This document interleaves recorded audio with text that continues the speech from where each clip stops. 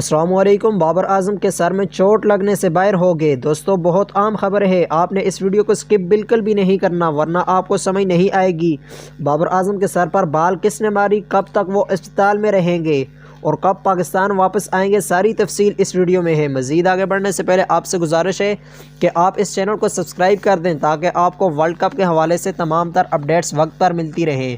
پیارے دوستو، پاکستانی ٹیم کے کیپٹن بابر اعظم کی اچھی کپتانی کی وجہ سے پاکستان سیمی فائنل کے لیے کوالیفائی کر چکا ہے، اور اب یہ جو تصویریں آپ اپنی سکرین پر دیکھ رہے ہو سوشل میڈیا پر انتہائی تیز رفتار میں وائرل ہو رہی ہیں۔